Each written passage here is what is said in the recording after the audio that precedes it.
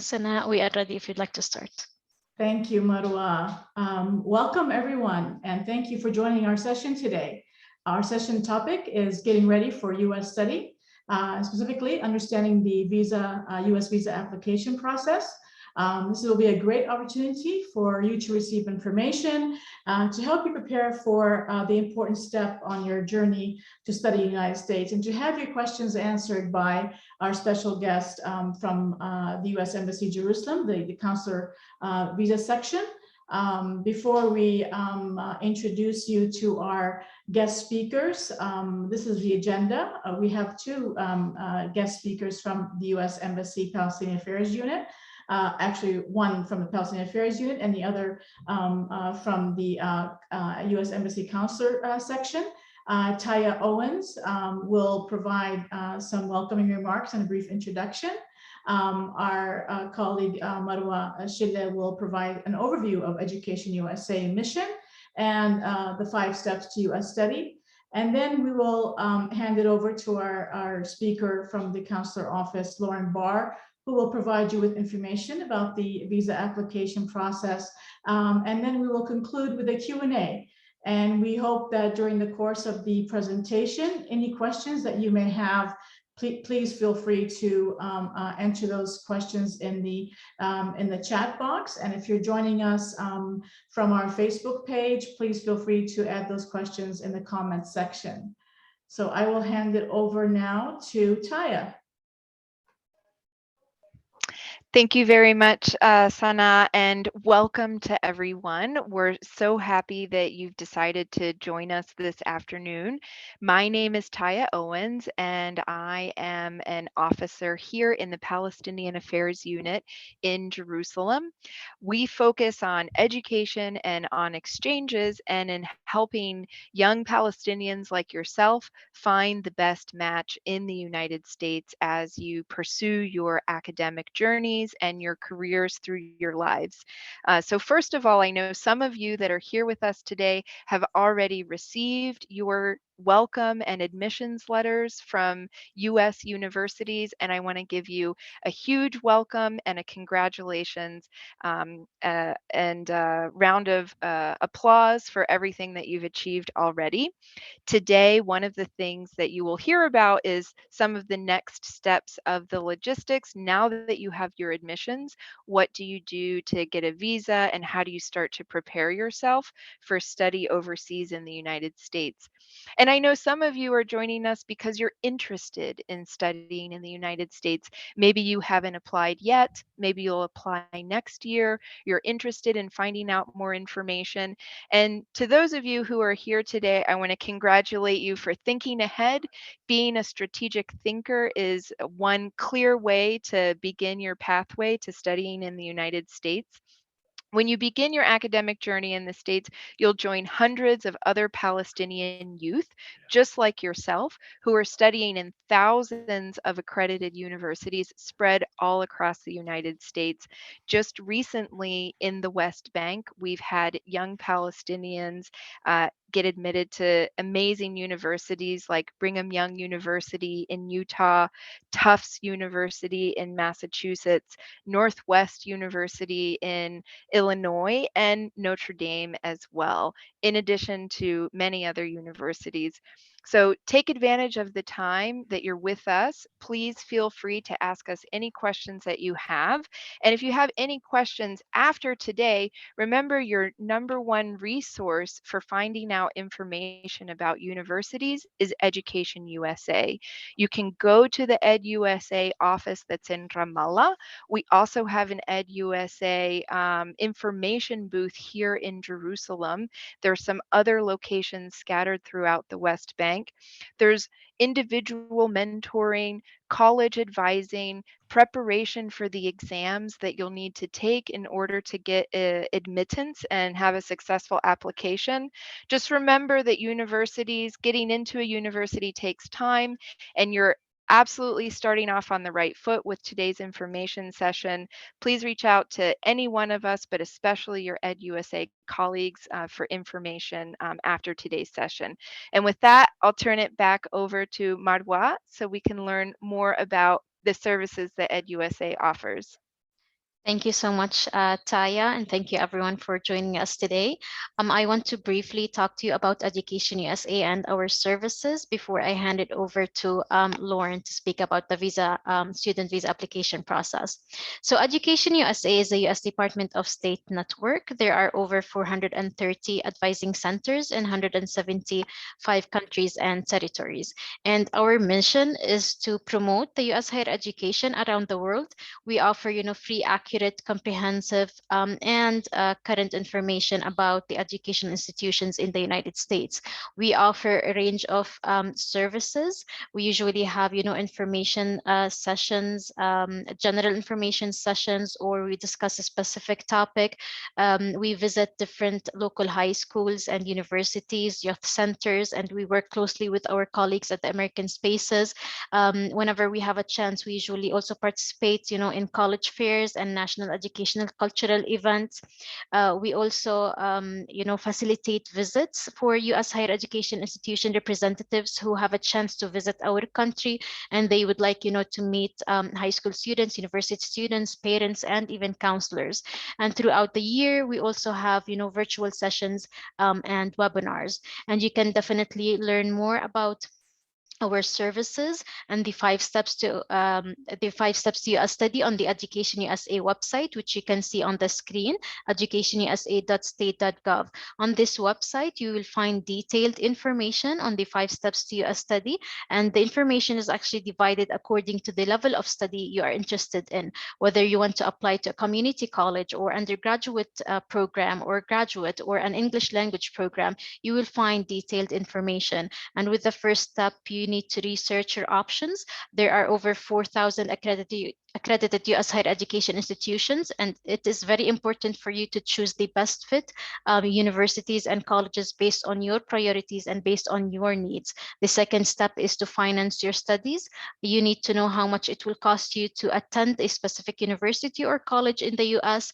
If you are looking for any, financial aid opportunities, are they offered to you at that specific institution, and how can you apply? So you need to understand the whole process. The third step is to complete your application. You need to prepare yourself ahead of time. We usually recommend our students to start preparing themselves 12 to 18 months before the enrollment date, because there are different requirements and steps that they need to take, and they need to have time to have a plan, basically. The fourth step is to apply for your student visa. Of course, after you receive an admission from a certain university and you accept the offer, you need to understand the process. And this is the topic that we will discuss today in details. And the fifth and the final step is to prepare for your departure, where you need to arrange different things locally or with your respective university. And we usually held, in-person pre-departure orientation sessions for students who are going to the United States, and we will, announce such opportunities on our social media platforms. We will also have, upcoming sessions that we encourage you to also register and attend. We will have a session tomorrow at 5 p.m. Jerusalem local time with 4 university representatives from Temple University and Kansas State University, and they will talk about, how can international students adjust to academic and campus life. And we will also have another session with 3 Palestinian students who will share their undergraduate experience on how they transitioned and adjusted to college life in the US. And if you want to find the registration links for these sessions, you can find them on the Education USA website, or you can go to our Facebook page, Education USA West Bank. So make sure to follow us on our social media platforms to learn more about our upcoming events and sessions. And if you also have any inquiries or need more information, or would like to learn more about our services, also please feel free to email us at ramallah@educationusa.org. Again, if you have any questions during the session, please feel free to write them in the chat box, and we will have time to answer them at the end. If you are watching us on Facebook, you can also share your questions in the comments section.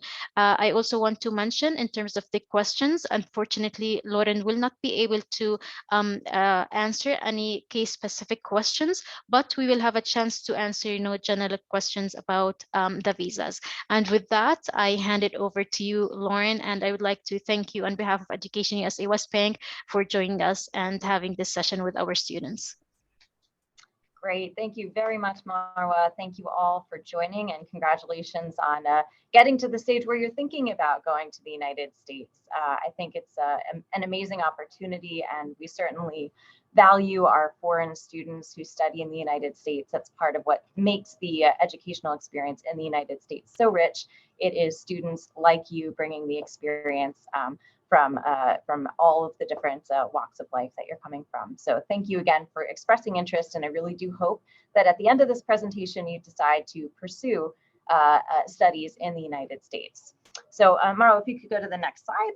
There are three main sections to the presentation, and really I'm looking forward to the Q&A at the end. First, we'll talk about the visa application process. Then we'll go through some of the common questions that we receive. And then third, the resources. How do you follow up? Because I am going to share a lot of information today, and depending on what course of action you decide to pursue, what university, what kind of studies, you're probably going to want to seek some additional information. And so we'll make sure that you leave today with access to the right resources. All right, so next slide. There are three main types of student visas. And I'll go through each of them, and then if you have more questions, we can elaborate. But in short, they each have a letter, F, J, and M. F is for students who are going to attend a university or for a bachelor's, a master's, or also we frequently get applicants who want to study language, English language at a university or an accredited program. The school has to be certified by the United States. We have a board, the Student and Exchange Visitors Program. So not all academic institutions fall under this, but we certainly do have a lot. The second is J visas. These are exchange visitor programs, so they often focus on cultural exchange. These are all of the programs that the US government funds. So if you're getting a scholarship or going through a program through the US government, those are going to be sponsored by Department of State, for instance. That would be a J. And then those are also university degrees like bachelor's degrees, but also for research fellowships, postdocs, teaching opportunities. So there are a number of other types of educational experiences that would fit under a J. But the main difference is that you are being sponsored for the program versus the F, which is something that you would be paying for yourself. And then the third is the M category. Those are vocational programs. So maybe you want to study design, you want to be a chef, you want to learn to be a pilot, learn programming, and then other non-academic programs. So three different categories. Depending on which program you're in, you will choose one of those three to apply for. Okay, next slide. Luckily, the documentation is similar for each of the three. So I'll go through what do you need in order to start your application. So first of all, by the time you're applying for a visa, you will already have been accepted into that program. So you'll have applied to the university, you've been working with Education USA, you've applied for the scholarships, you have a sense of your funding, and now it's time to apply for that student visa.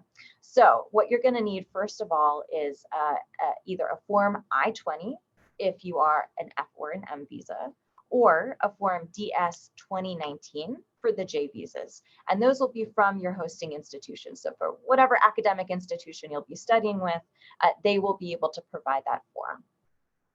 Once you have that form, you can go to our website, which is il.usembassy.gov, and you will make an appointment. We actually do reserve appointments for students, and we understand the time sensitivities and kind of the cycle for the different semesters. So we do our best to make sure that you get your appointment in a timely fashion before the start of your academic year. However, I will say that the earlier you apply, the better, and you can apply up to 120 days before the start of your program. So make sure you get that appointment. Most of you, I believe we would see in Jerusalem. We also have a branch office in Tel Aviv. Okay, so once you have your appointments and you have your form from the university or academic institution, you're going to go again online and complete a visa application, which is called a DS 160. That'll ask you for some basic information about yourself, about your program. And then it will walk you through the steps to pay 2 different fees. One is called a SEVIS fee, it's I-901. The second is the visa fee, which all applicants for non-immigrant visas would pay. It's also called an MRV fee. Okay, then the 4th step, you've got all of your documents in order, you've made your appointment, you filled out the application. The 4th step is to come visit us at the consular section for your interview. And I really can't underestimate the importance of this step. This is where you're going to come face to face with a consular officer like me, and you get to explain what it is that you'll be doing in the United States. And we'll talk a little bit more about what that interview will consist of on the next slide. So Marwa, please advance. Great. Okay, so what is the consular officer going to ask you about? I have to say, this is my job. So every day I have the opportunity to interview students and other applicants for non-immigrant visas.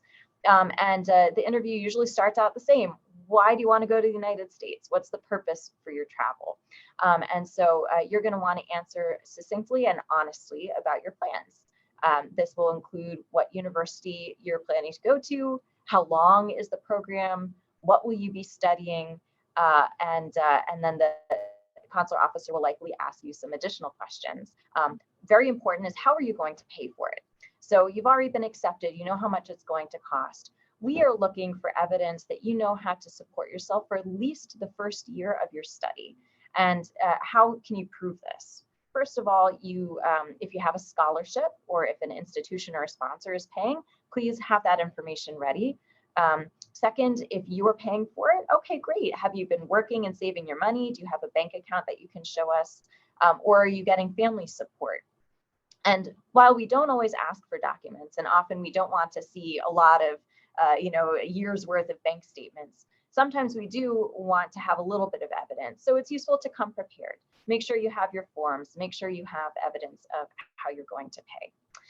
And then the next part, it will be about what you want to do afterwards. Remember that the student visas are non-immigrant visas. That means you have to convince the consular officer who's interviewing you that you do not intend to live permanently in the United States. You intend to go for the course of your study, and then ideally, after you graduate, you want to come back to your home country, pursue work, further education, and build your professional career using the education that you've gotten in the United States to advance you to that next step.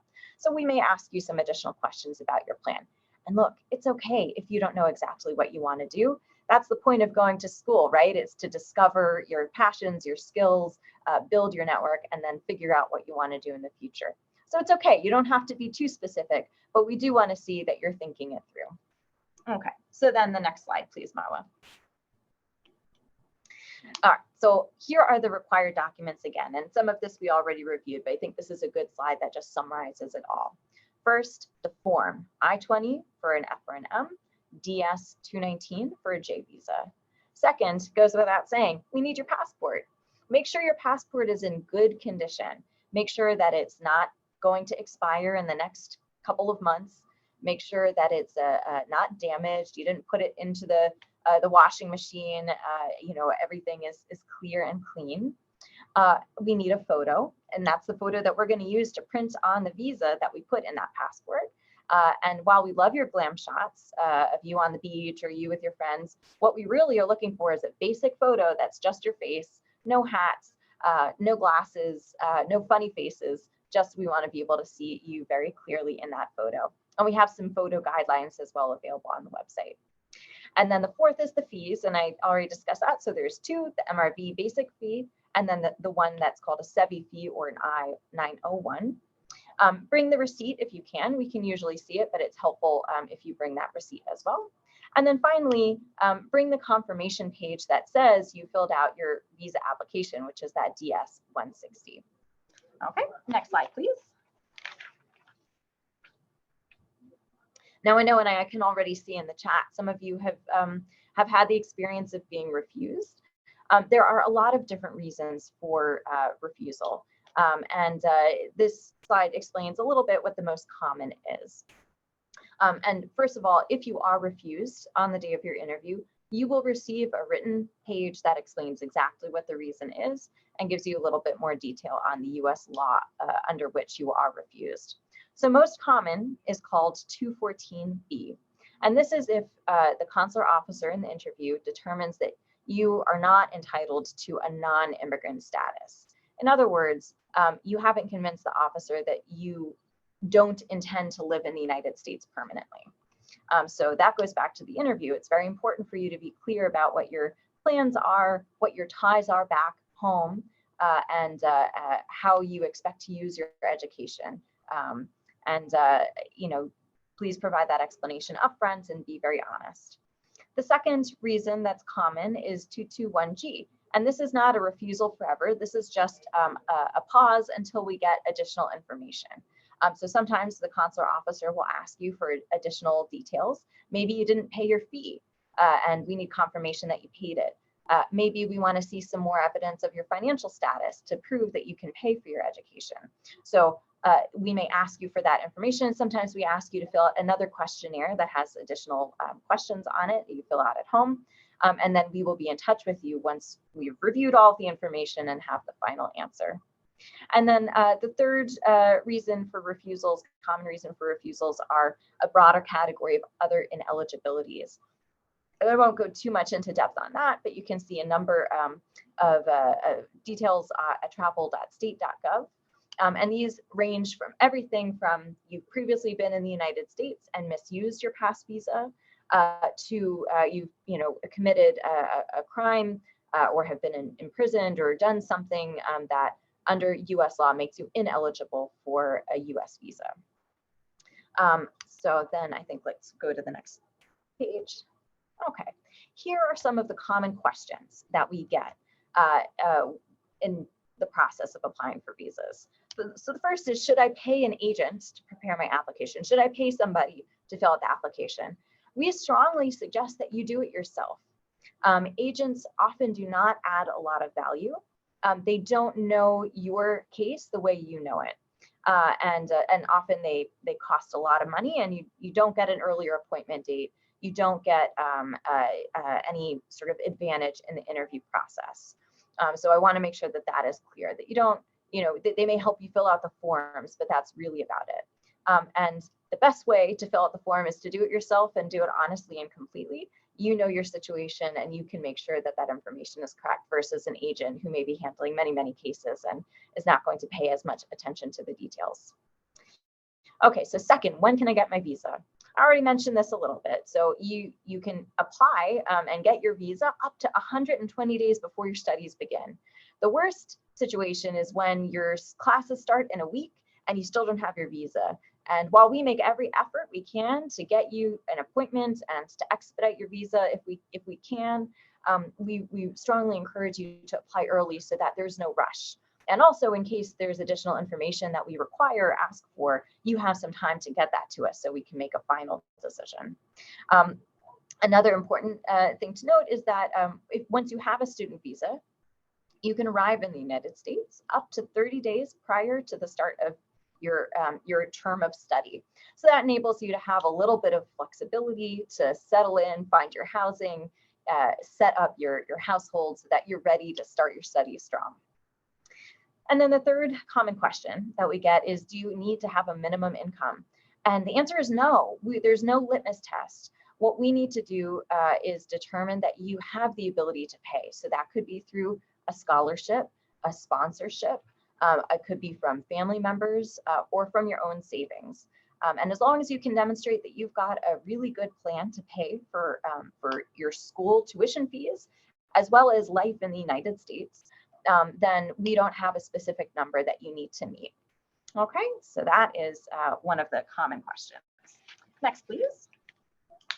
That's a lot of information, and it may not answer all of your questions. So we'll do a Q&A, and I'm very excited to answer any questions you may have. But I also want to make sure that as you're going through the process of deciding your educational future, that you know where to look online when you have future questions. So this is our website, travel.state.gov.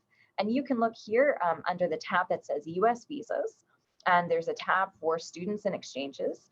And you can find information on FJM, how to apply, where to apply, the fees, any details that you may be looking for, they will be available on this website. And I also do encourage you to go here first rather than to some of the other websites that may be on the internet, which could have outdated information or misleading information. So really, this is the official resource that you can find information. Okay, and then next slide, please. Here are some additional sites that are official websites that are going to have good quality information on all of your questions. Travel.state.gov is the one that you just saw the screenshot of, but then there are also a few other websites, including from the Department of Homeland Security, that specifically addresses questions related to students and study in the United States. So hopefully those are good resources for you. We'll go to one more slide, Marwa, if you will. Some additional ways that you can contact us. If you want to be in touch directly, you can go to these websites, you can apply, and then it notes here that certain visas for students have resumed. I'm happy to say that we're back up and running. We are accepting applications for students. We are doing interviews. We have slots available for students to make sure that if you're applying to study in the United States, you have your fair shot at an interview to get your visa. Okay, and then finally, you'll see on there the National Visa Center's customer service line. If you run into trouble as you're doing an application, they can also be a resource that you can call. And that concludes the official presentation. So I will turn it back over to Marwa, and I'm very happy to answer your questions. Thank you for listening. Thank you so much, Lauren, for sharing so many information about the visa process for students. We did receive a couple of questions in the chat box.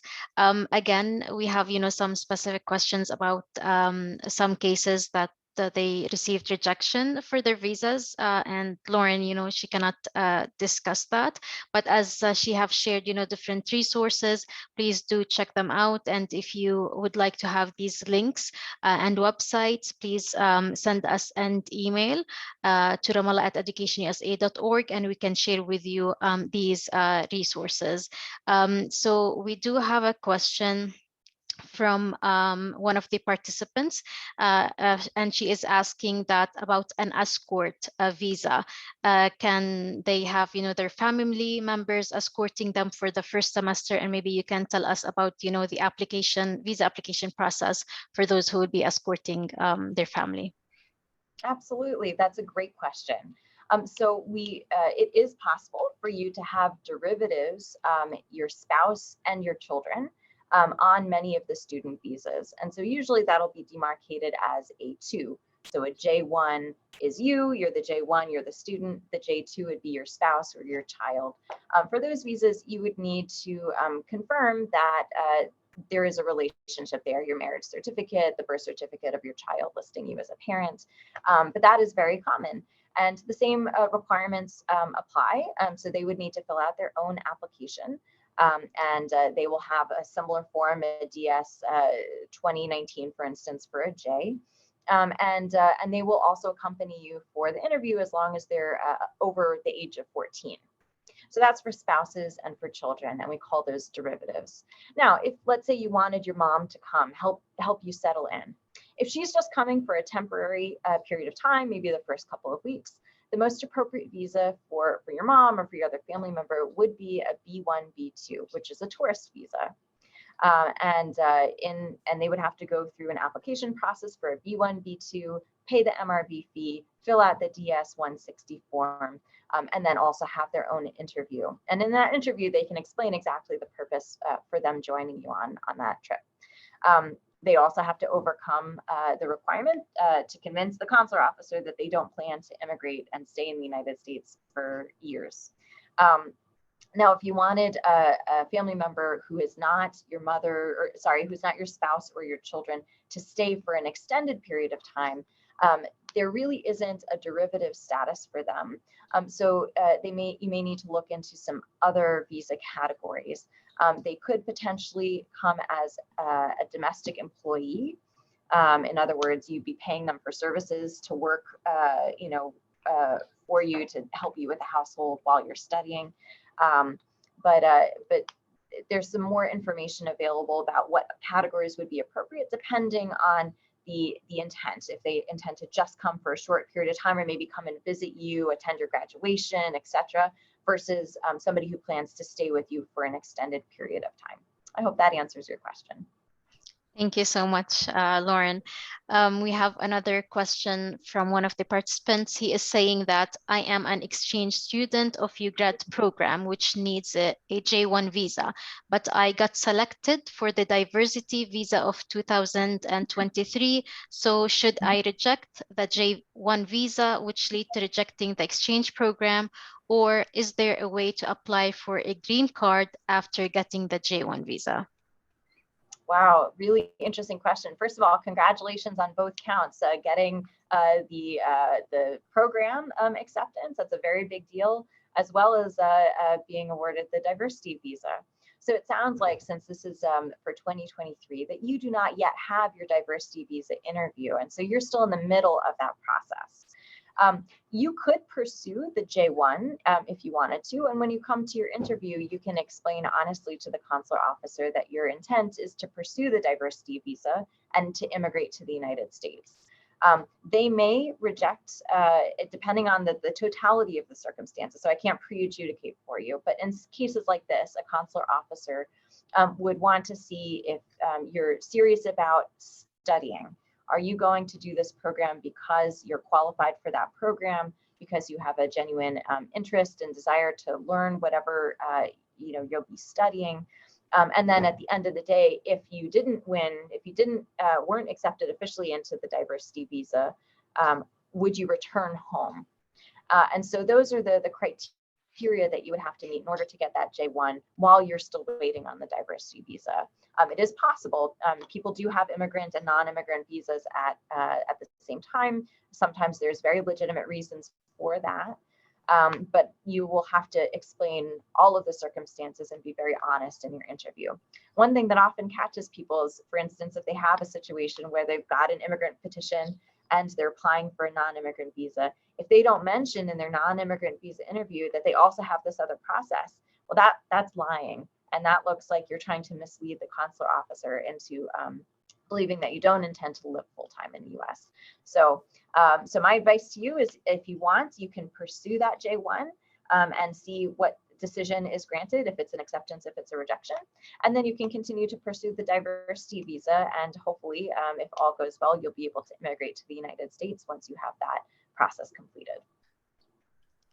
Thank you, Lauren. And our next question is about the visa expiration date. So if my visa expires while I am in the US, should I come back to the country and renew it, or can I do it while I am in the US? Such a good question. Yes, so this is something that we see sometimes. Unfortunately, students will stay in the United States past the date that their visa is valid.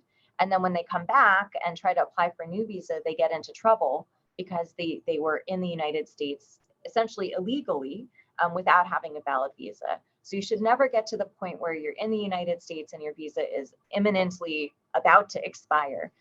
There are a couple of things you can do.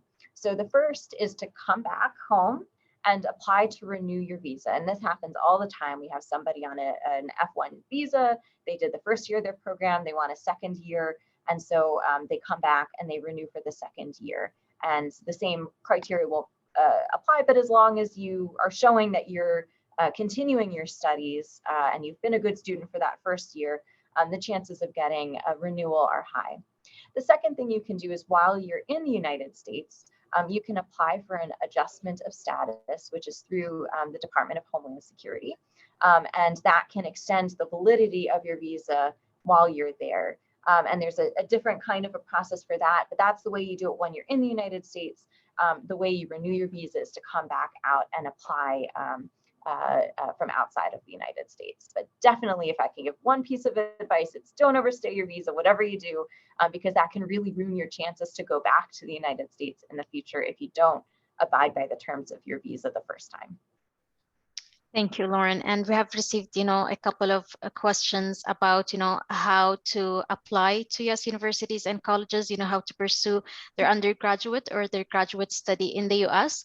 As we have mentioned, there are certain, procedures and steps that you need to take to prepare yourself for the application process, because the requirements will differ from one level of study to another, and sometimes also from one university to another.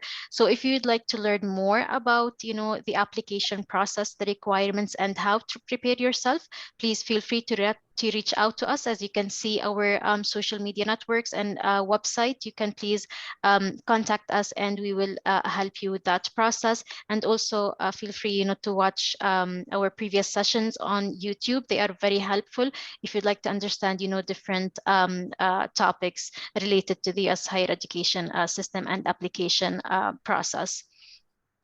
Thank you, Marwa. And with that, I would like to add, we do have sessions every month. We have one session in person at our office in Ramallah, and we also have a virtual session.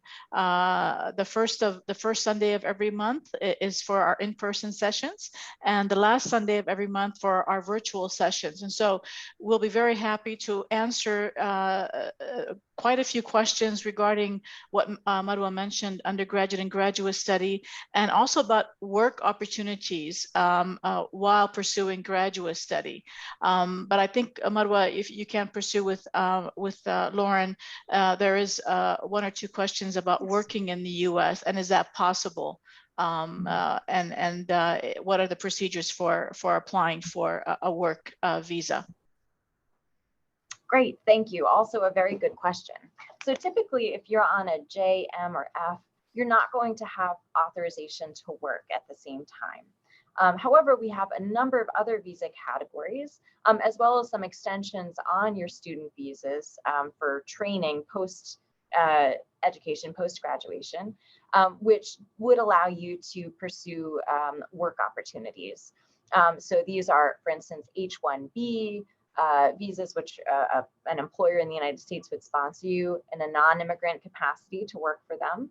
An L visa would be if you're working for a company here and they want to transfer you to the United States, you can apply for a work visa.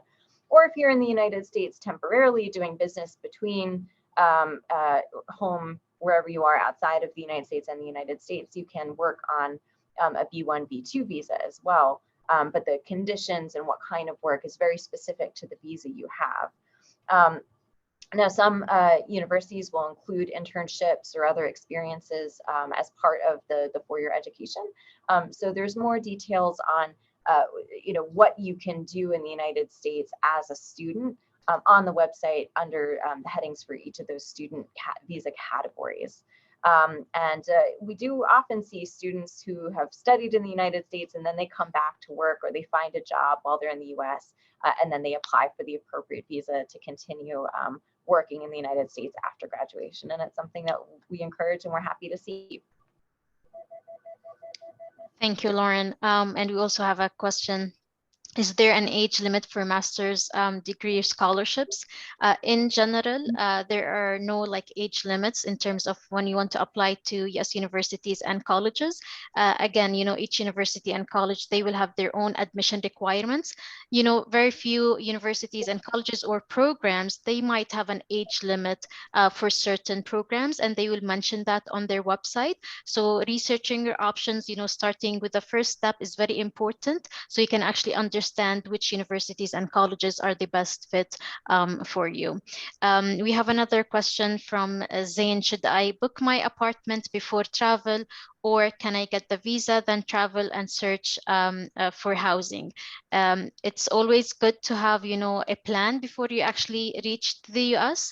Once you have your visa and it is approved, you need to make your travel arrangements, whether it is with your host institution, whether you want to live on campus or off campus. Of course, you need to have a plan before you arrive to the United States.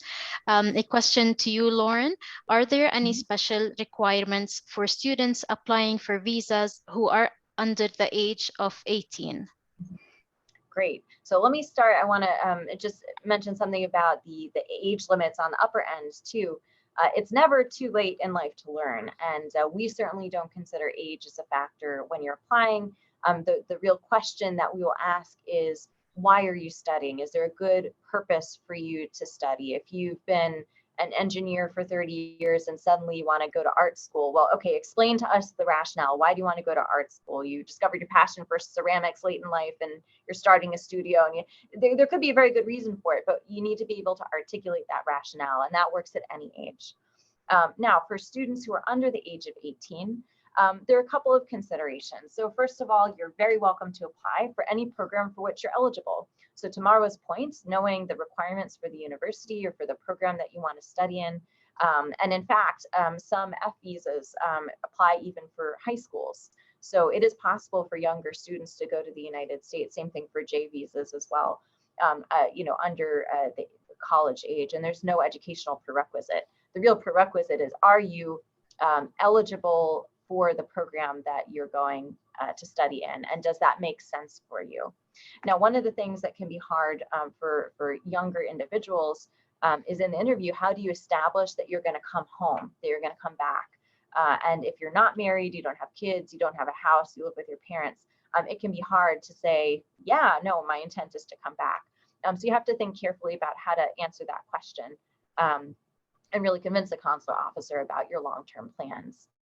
The other factor is the finances. So if you're 17, you probably don't have 10 years work experience in a bank account with a lot of money in it. So you need to demonstrate to us that your financial support is coming from somebody who will support you, truly support you.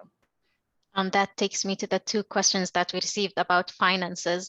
The first one is, if I pay $10,000 for each semester, how much should I have in the bank account or to show I can pay?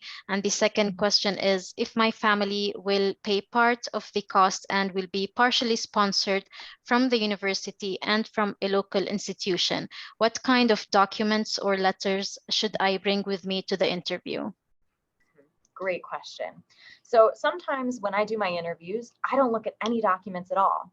If the person in front of me says, I worked for 5 years in, as this kind of office, and I made the salary, and my parents are going to help support, and one of them's a teacher and the other is a lawyer, and you're able to credibly describe the sources of income and sources of funding, I may not want to look at the documents at all, because I'm going to believe that what you're telling me is credible, and the story makes sense.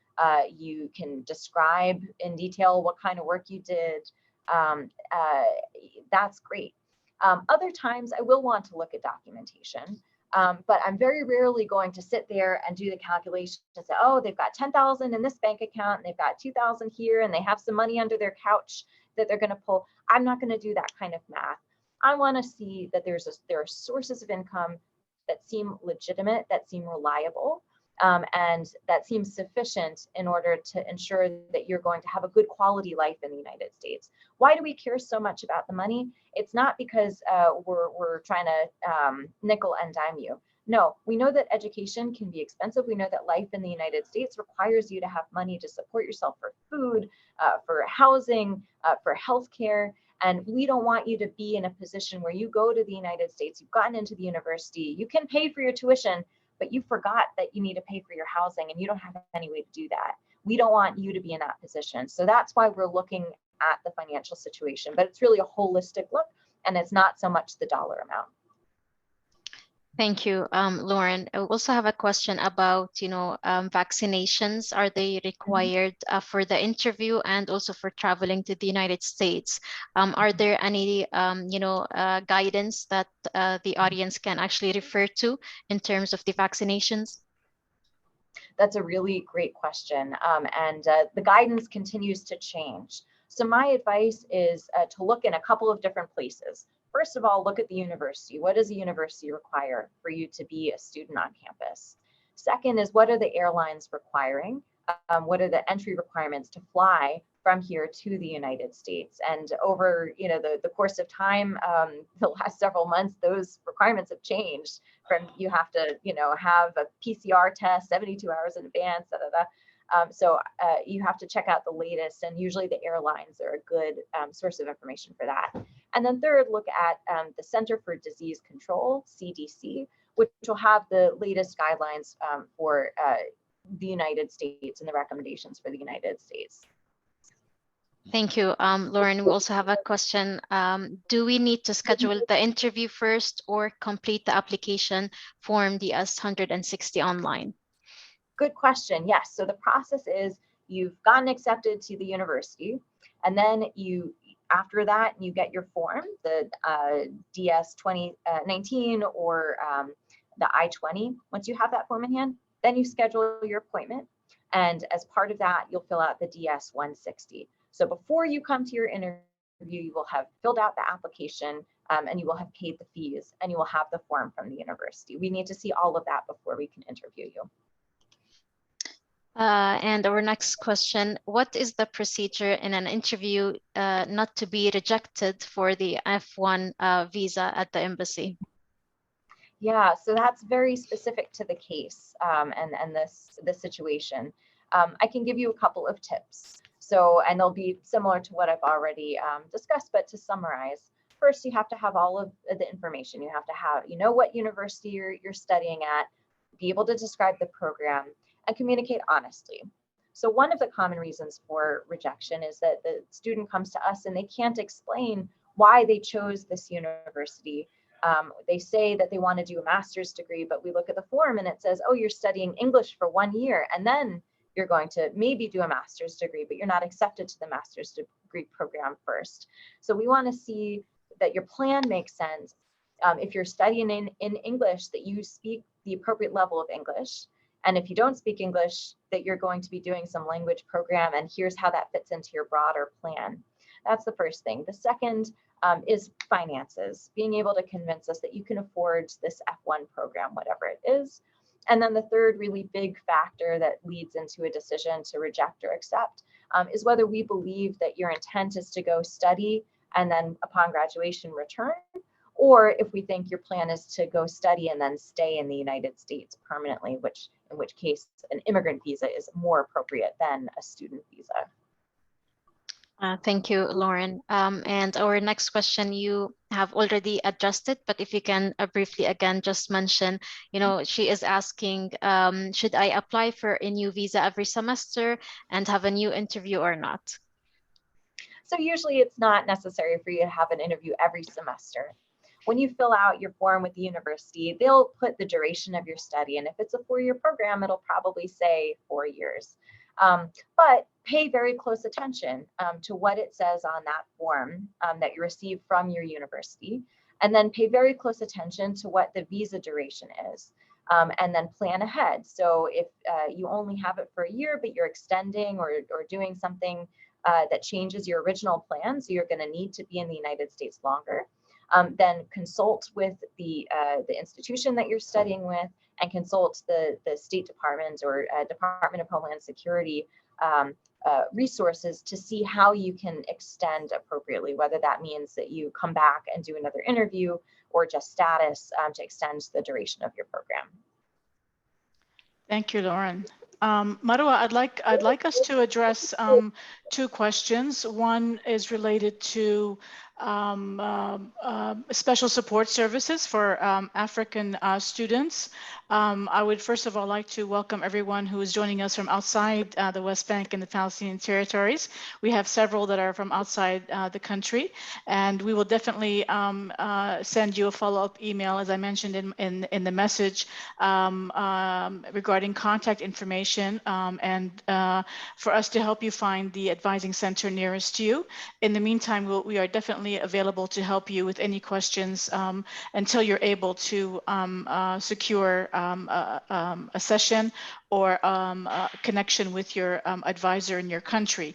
And so it's also very important for you to know that many U.S. government programs are sponsored either directly through embassies or consulates or national organizations. And so there are wonderful opportunities for study and exchange programs that you can also research and look into through the websites for these U.S. government agencies, embassies, embassies or consulates, as well as a local or national organizations. And so with the educationusa.state.gov, there is a section for you to learn a lot about these scholarship programs through the State Department. So we'll be sending you information about how you could find those programs in your country and how to reach out to an advisor in your country. There was a question about jobs, and you answered that question regarding visas, but I wanted to also elaborate on the job opportunities available for students on campus. There are on-campus jobs available, and these are through the universities or colleges, and that is allowable. And of course, it's through the university or college. And there are also internships that are available during your studies, whether they're undergraduate or graduate. And there are also optional practical training programs available to you after you graduate. But all of these two programs or opportunities are available to you on campus. And so as part of our guidance to prospective students, we share with you such opportunities that are available, and many programming that is available for international students while they're on campus. So one of them is on-campus jobs, and we'll be happy to elaborate further during the sessions that we offer interested individuals. Thank you. Any questions we have? Yes, we received another question about administrative processing. How long can my visa status stay on administrative processing? Oh. Hey, I think my internet cut for a second. Can you all hear me? Yes. Okay, great. Yes, so that's a good question. And this does vary. There are different kinds of administrative processing. So sometimes it turns around in 1 to 2 days, or if we've requested some documentation from you, as soon as you get that documentation back to us and we review it, we'll be able to make a final decision. Occasionally, it does take longer if we've got some additional procedures that we need to do. And we do warn you in advance that that can sometimes take weeks or even months in certain cases. So for that reason, it's very important that you start the visa application process very soon as you are able, so that you have that buffer time before your studies start. And again, we understand that students have a very firm need to get to the United States in advance of the start of their studies. So we do our best to ensure that that processing goes smoothly and quickly, but sometimes we don't have control over the whole process. And so for that reason, make sure you plan ahead and have as much time as you can in advance of your studies. That's a very important advice. Thank you so much, Lauren. And with that, we have answered today's questions. So thank you again for everyone who joined us today. And thank you, Lauren, for sharing so much information and answering different questions. And thank you, Taya and Sana as well. And as Sana have mentioned, we will send you a follow-up email to provide you with additional information and resources that we shared today. And also, we will send you the Education USA website so you can connect with the Education USA Advising Center in your city or country. Thank you, everyone, and enjoy the rest of your day. Goodbye. Bye. Thank you.